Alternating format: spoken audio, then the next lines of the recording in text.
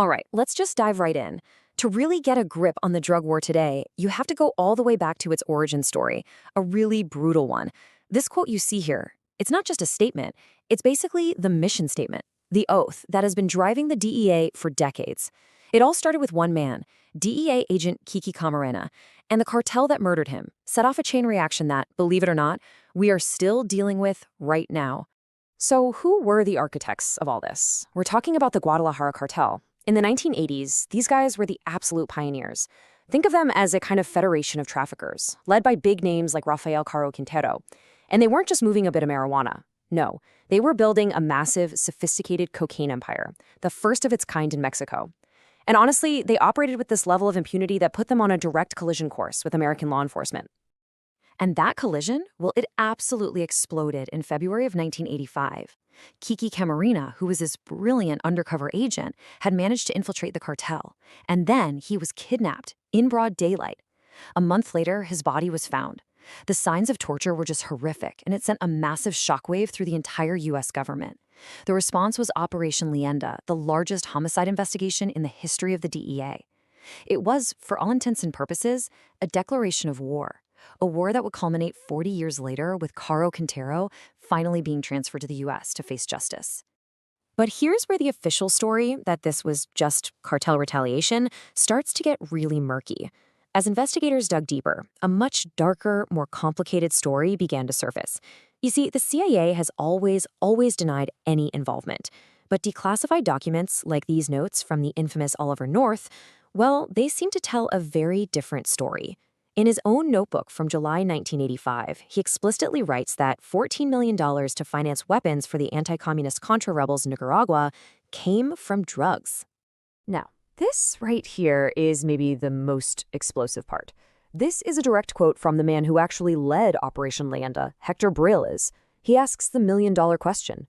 How in the world did the CIA get their hands on audio tapes of Camarena's torture? And even more disturbing, why did they allegedly only hand over 3 of the 5 takes they had? The implication is just staggering. It suggests that someone from U.S. intelligence might have actually been in the room, and that the missing tapes could contain evidence of a massive cover-up. And this all feeds into what became known as the Dark Alliance theory. Back in 1996, a journalist named Gary Webb put out this series alleging that CIA either turned a blind eye, or even worse, actively worked with traffickers to funnel drug money to the Contras. The theory goes that this flood of cheap cocaine into cities like LA is what directly fueled the devastating crack epidemic of the 80s. So the really crucial question becomes, was Kiki Camarena killed not just because he was a DEA agent, but because he got dangerously close to uncovering this secret alliance? You know, the takedown of the Guadalajara cartel, that wasn't the end of the story. It wasn't even close. It was really just the beginning. It's like cutting the head off a hydra. The original beast was decapitated, sure, but in its place, something far, far more monstrous grew back. A chemical revolution that has led to over 1 million overdose deaths in the United States since the turn of the century. So from the ashes of that original organization, the first new head of the Hydra emerged, the Sinaloa Cartel. Led by infamous figures like El Chapo, these guys professionalized the entire trade. They built a global logistics empire and really pioneered the move into far more profitable synthetic drugs like fentanyl and meth. And then, the Hydra fragmented again. In 2010, this hyper-violent offshoot called the Cartel Jalisco Nueva Generation, or CJNG, split off from Sinaloa. They completely doubled down on synthetics and expanded using these brutal military-style tactics. They became Sinaloa's main rival and a truly dominant force in the global fentanyl trade. And this pattern, this cycle of fragmentation and escalation, is absolutely key to understanding the crisis we're in today.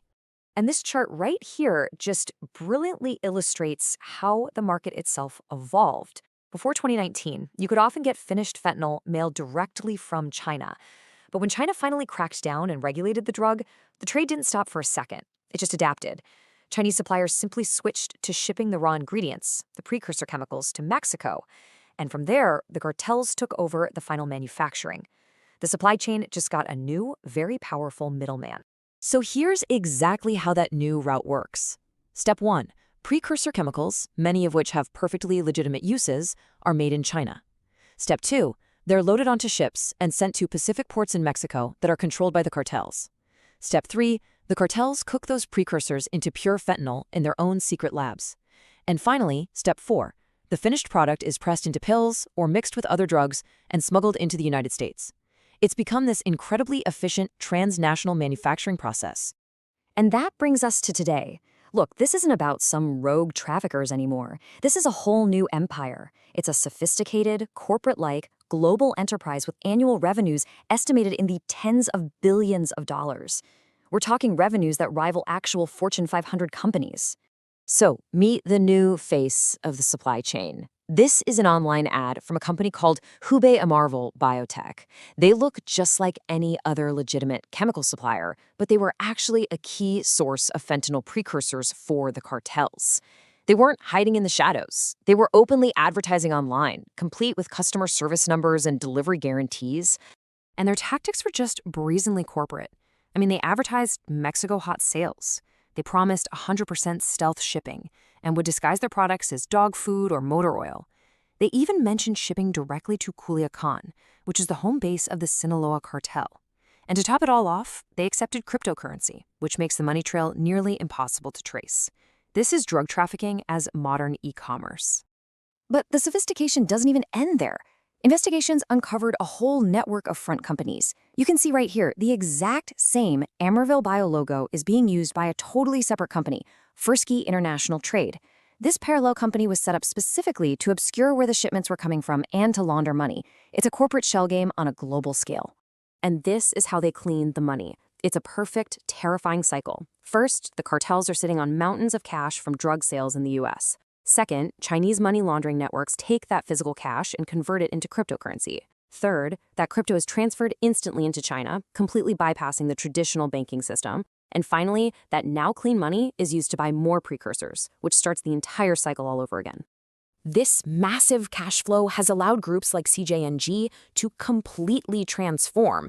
They're not just drug cartels anymore. They are diversified criminal corporations. I mean, sure, synthetic drugs are still their core business, but they've expanded into illegal gold and lithium mining, human trafficking, extorting legitimate businesses like avocado farming, and even large-scale fuel theft. They've become a kind of parallel state with a whole portfolio of illicit businesses. Which brings us to the fundamental paradox of this whole thing.